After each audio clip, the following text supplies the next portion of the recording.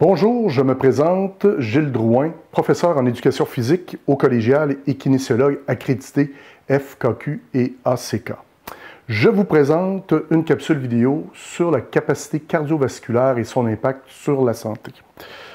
Les données épidémiologiques sont présentement très abondantes et révèlent sans équivoque qu'il y a un lien entre la condition physique et une diminution du risque de morbidité et de mortalité pour toutes les causes.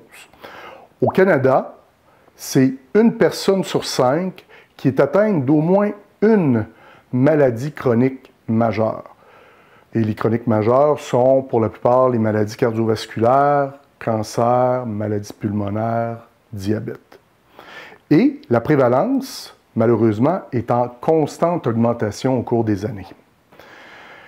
Si on ajoute les autres affections chroniques courantes que l'on connaît, par exemple l'hypertension, l'arthrose, l'ostéoporose, l'asthme, la démence, les troubles anxieux, c'est 44% des adultes de plus de 20 ans qui sont touchés. Encore un autre constat malheureux, les maladies chroniques ne sont plus l'apanage des personnes vieillissantes. On remarque malheureusement une apparition de plus en plus précoce des facteurs de risque et des maladies chroniques. Et ces apparitions précoces augmentent du même coup le risque des complications, les conséquences permanentes et de morbidité qui en découlent, tant au niveau personnel que de la société. Tout récemment, la pandémie à la COVID-19 a accentué la nécessité d'intervenir en prévention, car la présence de facteurs de risque intermédiaires, par exemple l'hypertension, l'obésité, etc., hausse aussi les risques de complications de cette maladie infectieuse. Cette pandémie démontrait alors toute la vulnérabilité de la population développée par une présence accrue des facteurs de risque qui, soit dit en passant, peuvent pour la majorité être modifiables par l'adoption de saines habitudes de vie. La communauté médicale s'entend aussi sur l'importance d'un des facteurs pouvant expliquer cette hausse et cette vulnérabilité, le changement rapide des habitudes de vie. Ici, on parle des facteurs de risque comportementaux. Tabagisme, surconsommation, consommation excessive d'alcool, stress, mauvaise qualité alimentaire et bien sûr, l'inactivité physique. Et ces comportements influencent les facteurs de risque intermédiaires qui débouchent ultimement, quant à eux, à des maladies chroniques. Tout en reconnaissant l'importance des autres facteurs influençant la santé de la population, il est aussi reconnu que le facteur commun et prépondérant pouvant influencer le plus les maladies chroniques et sur un large spectre la santé de façon globale demeure l'activité physique. Stephen Blair, éminent chercheur de l'Université de la Caroline du Sud, l'a bien démontré par une analyse de données de plus de 50 000 Américains. La capacité cardio-respiratoire, qui est intimement liée bien sûr à l'activité physique, ou plutôt aussi à l'inactivité physique, était le prédicteur le plus important de toutes les causes de mortalité de ces 50 000 personnes. Ce lien semble si fort que cette capacité cardio-respiratoire serait plus important comme mesure que le tabagisme, le diabète et l'obésité, tous combinés. En effet, l'activité physique se retrouve maintenant dans plusieurs protocoles de soins comme prescription ou comme traitement, voire comme remède au cœur de plusieurs problématiques de santé.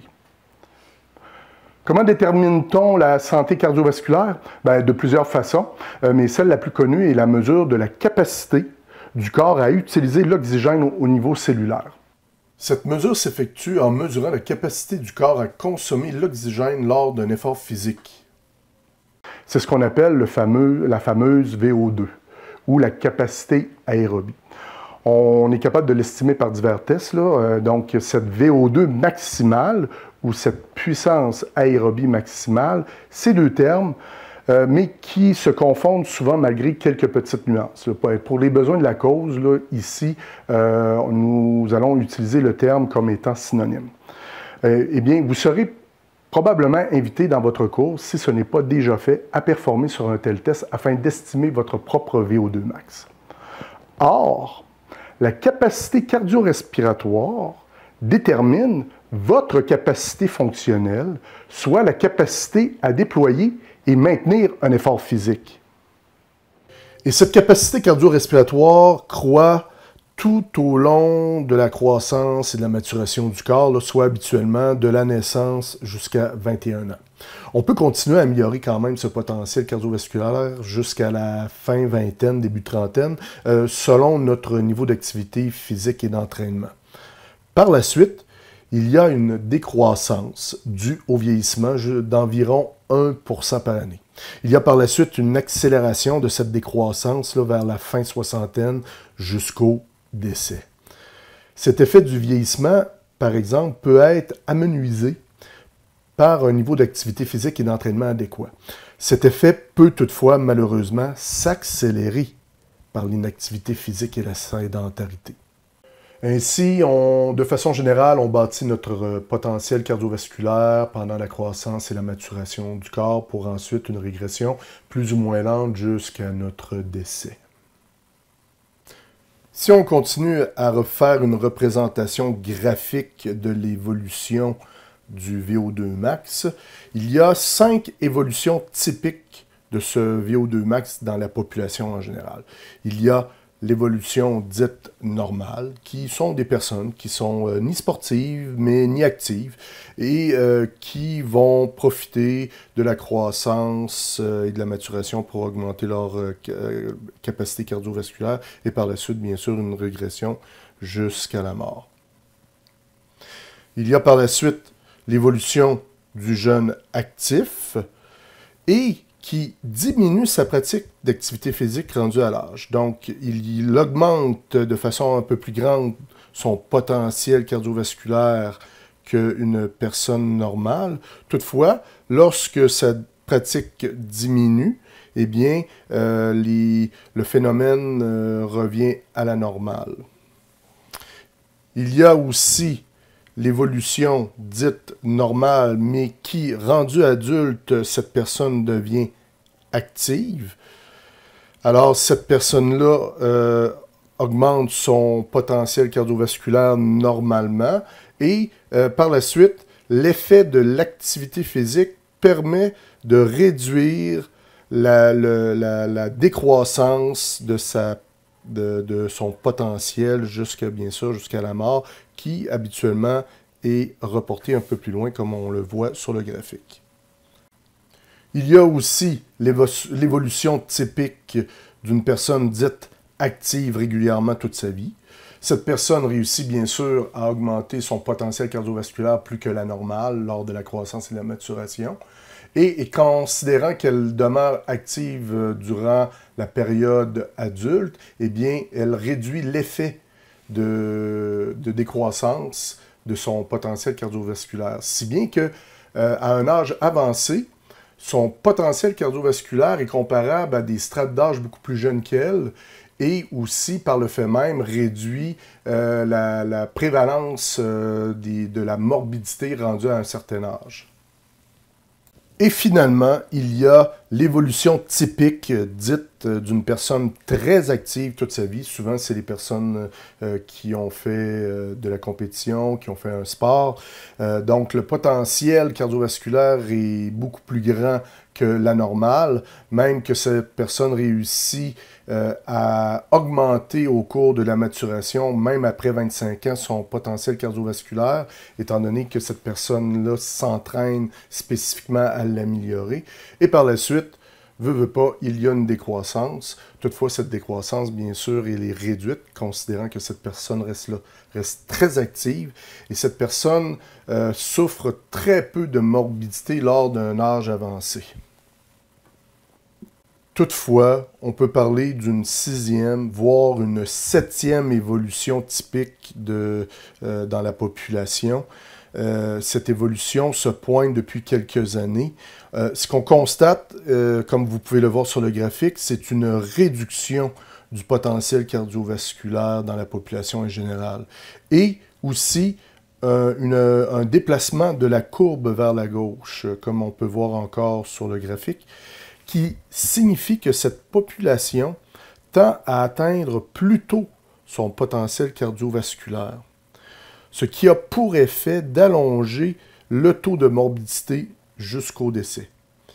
Et ces deux évolutions correspondent malheureusement à l'explosion de la sédentarité depuis près de 20 ans. Le carré jaune qui apparaît à l'écran correspond au seuil fonctionnel de la capacité cardio-respiratoire.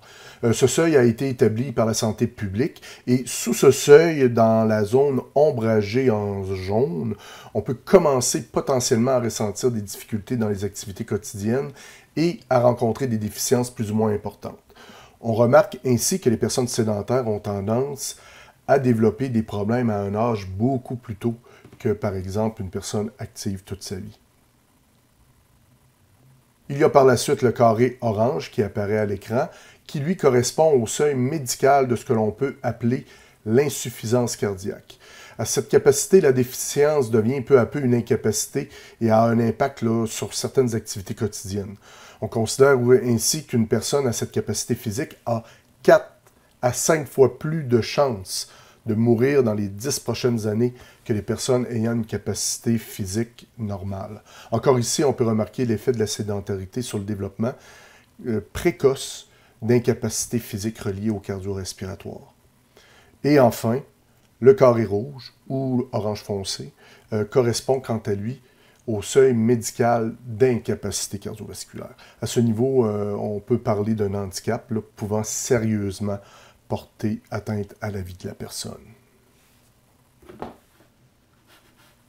Bien sûr, nous ne sommes pas exempts de toute cause de morbidité et d'incapacité, telle qu'un accident, d'un cancer, d'une maladie dégénérative. Toutefois, chose sûre, maintenir une vie active réduit de façon importante le potentiel de morbidité, même dans des situations de morbidité comme les maladies dégénératives, accidents ou cancers. Même dans de telles situations, l'activité physique devient une prévention secondaire et s'insère même dans des traitements et des réadaptations. Si vous connaissez votre VO2 max, vous pouvez confronter vos résultats avec les normes qui ont été établies par différentes instances de santé et juger par vous-même de votre potentiel de santé cardiovasculaire. Sachez que vous avez un impact sur ce potentiel. Bien sûr, il y a la génétique, l'hérédité, merci papa, merci maman, merci grand-papa, merci grand-maman, qui jouent un rôle vraiment important dans ce potentiel. Mais il faut ajouter d'autres facteurs sur lesquels vous avez une influence. Par exemple, votre niveau d'activité physique, passé, présent et futur. On pourrait aussi ajouter son contraire, c'est-à-dire votre niveau d'activité, d'inactivité physique et de sédentarité. Il y a votre entraînement physique, passé, présent et futur. Il y a aussi l'environnement dans lequel vous évoluez. Il y a aussi, finalement, vos comportements face au tabagisme, à l'alcool, au stress et à l'alimentation. Sur ce, allez, bougez!